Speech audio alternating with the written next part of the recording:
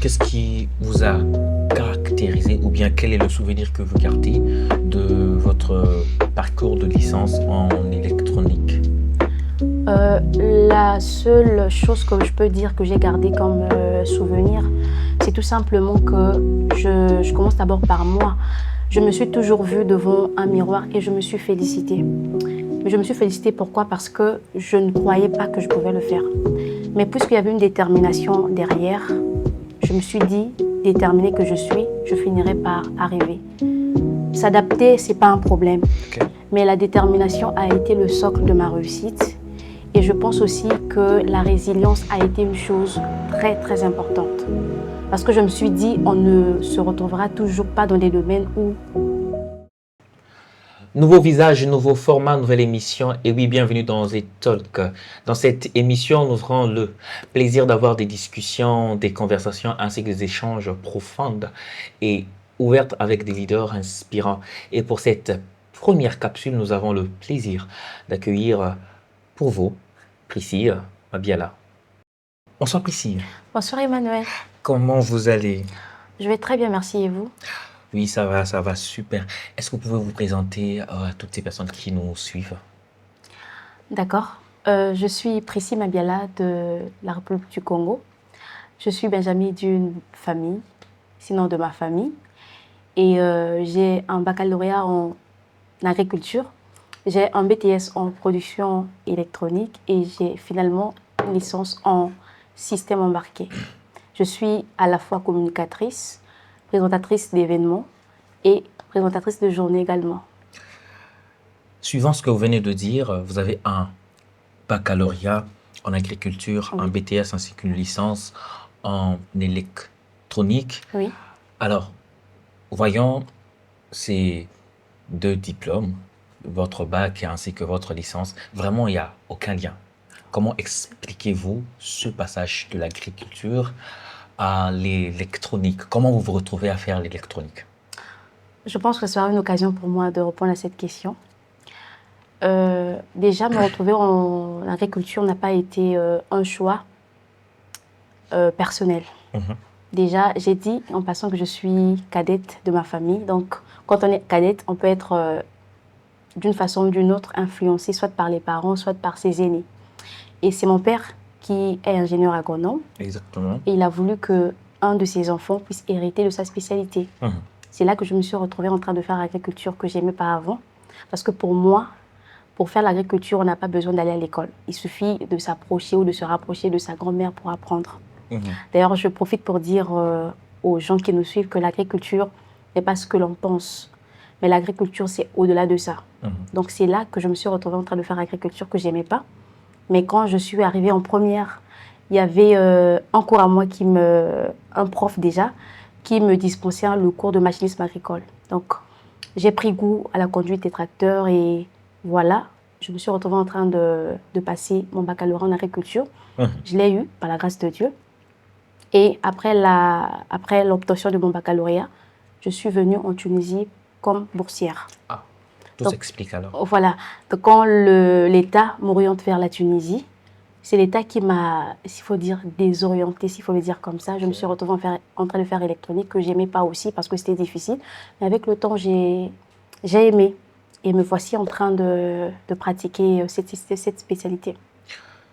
Et avant d'aller plus loin,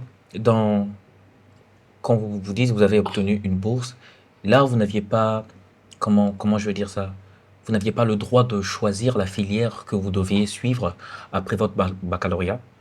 Bon, dire que j'avais pas le droit, c'est un peu difficile parce que plusieurs d'entre nous se sont retrouvés dans des spécialités qu'ils faisaient au pays. Je ne sais vraiment pas expliquer comment j'ai fait pour me retrouver en agriculture, en électronique, parce que après, quand j'ai essayé de me rapprocher de mes anciens, ils m'ont fait comprendre que s'il fallait que je change d'option, il fallait que j'attende l'année qui devait venir parce que j'avais déjà été inscrite dans une école où je devais faire l'électronique. Donc, je voulais juste pas perdre les années et je me suis dit pourquoi pas le faire. Tout ce que Dieu fait est bon d'ailleurs. Du coup, vous vous retrouvez là à faire l'électronique. Alors, comment se passe votre adaptation? Parce que ce n'est vraiment pas facile, quitter de l'agriculture, la terre, et essayer à à étudier les engins, à étudier tout ce qui a trait au câble, au fil. Comment vous arrivez à vous adapter dans ce nouveau monde? C'est une question que plusieurs personnes me posent. Mais je pense que je dois commencer par dire que c'est grâce à Dieu d'abord. Excepté les efforts personnels, il y avait aussi la main de Dieu là derrière. Et ce n'était pas facile parce que j'ai étudié dans un centre de formation où j'étais la seule fille noire, pour ne pas dire la seule fille subsaharienne. Et dans ma classe, j'étais la seule noire de ma classe. Déjà qu'avec des professeurs qui ne parlent pas français, c'est très difficile. Et je me rappelle que j'ai fait au moins 2 semaines. Je partais à l'école. Tous les jours, je prenais 2 métros pour aller à l'école. Mais j'arrivais en classe, je passais le cours de 8h à 17h. Je m'assois, je comprends rien, je prends mon sac, je rentre. Mais puisqu'il y avait une réussite à atteindre, une famille à honorer, ainsi que l'État qui m'a envoyé étudier, je me devais de remuer ciel et terre pour que je puisse arriver à le faire. Et par la grâce de Dieu, je l'ai fait, même s'il y avait eu des pleurs. Je pense que en étant une personne qui a pu avoir ses diplômes, le diplôme m'a aidé à oublier toutes ces souffrances. Qu'est-ce qui vous a caractérisé, ou bien quel est le souvenir que vous gardez de votre parcours de licence en électronique?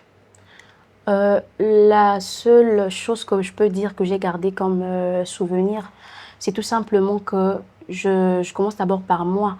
Je me suis toujours vue devant un miroir et je me suis félicitée.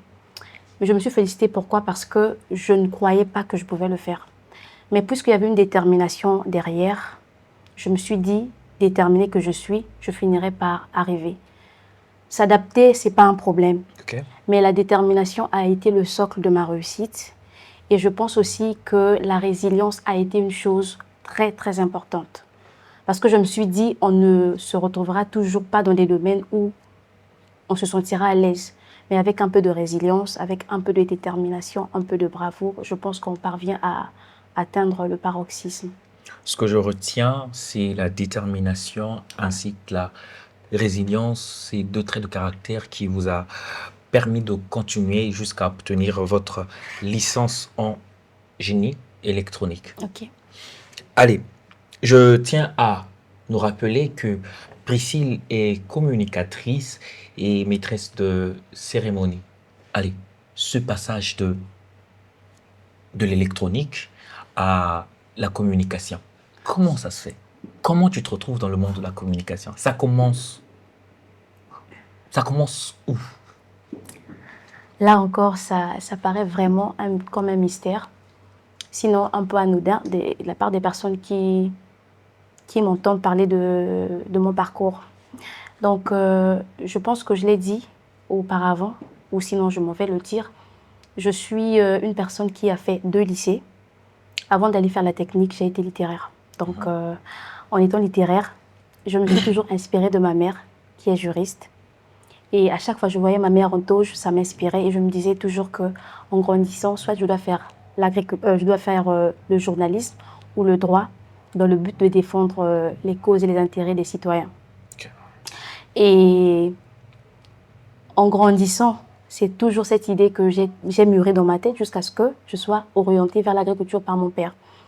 Et j'ai aussi développé ce talent en allant à l'internat où j'ai fait mon lycée.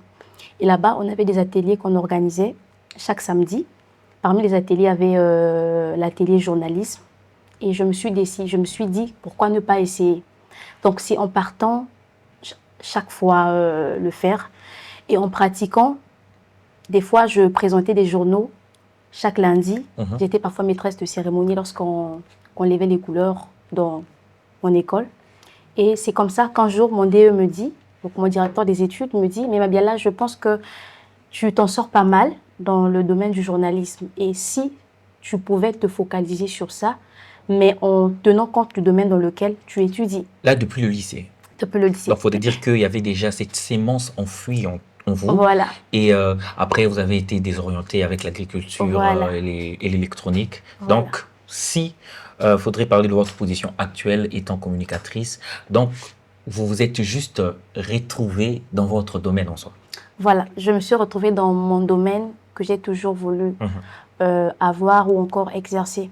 C'est aussi une occasion pour moi de dire à toutes ces personnes qui peut-être se sont retrouvées en train de faire des options qu'ils ne veulent pas ou qu'elles ne veulent pas, que ce n'est pas trop tard. C'est possible de faire sortir en nous ou encore en soi tout ce qu'on a toujours rêvé faire. Se retrouver dans un autre domaine ne veut pas dire qu'on est limité à faire seulement ce domaine. Et avec la vie actuelle, j'ai toujours prôné pour la résilience, vous voyez. Donc, bien que je m'étais retrouvée en train de faire agriculture, j'avais toujours cette envie de me mettre là en train de m'exprimer parce que pour moi, la communication, c'est plus qu'une passion. Donc, quand je le faisais, quand je le fais, je me retrouve. Vous voyez, monsieur Adjani. Donc, et quand je viens en Tunisie, j'ai rencontré quelqu'un que je tiens à saluer, Prince Modiou. Il travaille dans une chaîne télévisée appartenant à monsieur Jérémy. Je le salue aussi, le DG de Zara Money. Mes reconnaissances à son égard parce que je suis sortie de sa chaîne avant de me lancer en solo. Avant d'en arriver là, Oui. j'ai besoin de savoir, soit ceux qui vont nous suivre ont besoin justement de savoir comment ça se fait ou bien ça commence comment cette occasion où vous devez présenter pour une première une émission. Ça, c'est par qui, par le biais de qui, par le canal de qui et comment ça se fait et quel a été votre... Comment vous vous êtes senti à l'idée de savoir que vous devriez présenter là, ce jour-là, votre toute première émission? Déjà, quand j'ai été contactée par Prince Modiou, que je viens de saluer tout à l'heure, pour moi, quand je suis arrivée en Tunisie, il y avait des gens qui m'inspiraient. Je me disais, un jour, certainement, je vais tourner des émissions, mais je ne savais pas comment je devais me lancer. Donc, c'est lorsqu'il vient vers moi pour me dire que je travaille dans une chaîne et j'aimerais quand même que tu fasses partie de notre groupe. C'est là que je me suis dit, bon, tiens, je saisis l'occasion. Et quand je partais, c'était aucunement d'abord pour de l'argent, mais je partais pour faire sortir le talent qui était en moi. Donc, quand j'arrive, j'ai eu l'entretien avec mon DG, monsieur Jérémy, que je salue, le DG de Zara Money. Il me dit, on va commencer à tourner. Donc, la première émission, ça n'a pas été facile. Mais après, tellement que c'était une passion. Qu'est-ce que vous avez ressenti? Bon, déjà, c'était la première fois pour moi de me mettre devant la caméra en train de tourner. C'est vrai que les prises d'images, ça se fait même dans les églises, dans différents endroits. Mais pour une première fois, être devant la caméra en train d'interviewer quelqu'un, c'était quand même, j'étais un peu, s'il faut le dire, j'avais un peu peur, surtout de ce que les gens devaient dire. Surtout ça. La peur de savoir peut-être que l'émission ne se passerait peut-être pas comme je le veux et autres. Mais malgré tout ça, je me disais, même si je ne parviens pas à faire cette émission comme il le faut, avec le temps, je vais m'améliorer. Donc, c'était un peu ça. Et comment ils arrivent à détecter cette Priscille qui, demain, deviendrait une communicatrice? Ça se passe comment? Bon, j'aimerais pas répondre au nom de la personne parce qu'on sait tous que le mot est haïssable. Je pense qu'il y a des petits signaux, peut-être qui ne manquent pas.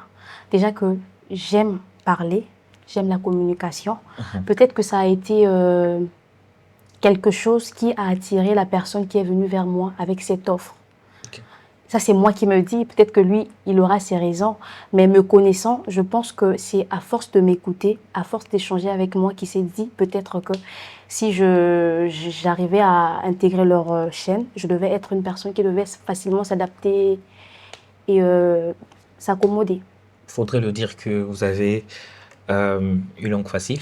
Vous parlez plutôt bien. Merci beaucoup. Allez, Priscille Mabiala, c'est à son actif.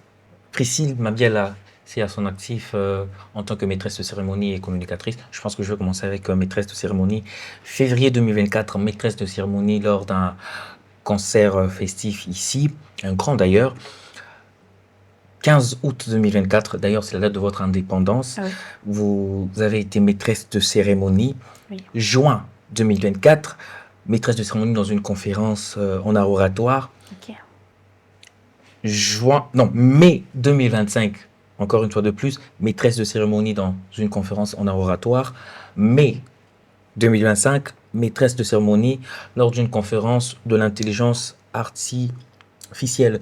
Vous en faites même en ligne. Oui. Et en tant que communicatrice, vous avez à votre actif plusieurs émissions comme ça Oui. que l'on peut retrouver d'ailleurs sur la chaîne YouTube PM Communication. N'hésitez pas, allez, abonnez-vous, laissez un coup de pouce et cela agrandirait la communauté. Parmi tout ce que je viens de citer, il y en a même de vos activités que je n'ai pas pu citer ici. Oui. Alors, dites-nous de tout ce que je viens de citer ici. Quelle est l'activité Oui. qui vous a le plus marqué, qui vous a le plus parlé? S'il faut se focaliser sur une seule activité, ça sera peut-être mentir. Parce que je pense que le dévouement que j'ai pour chaque activité reste le même. Mais s'il faut parler d'une activité qui m'a plus marqué, c'était plus de travailler pendant l'indépendance de ma nation. Tout s'explique, hein. Voilà, parce qu'en dehors du fait qu'on soit sur un sol étranger, on doit d'abord être fier d'appartenir à une nation.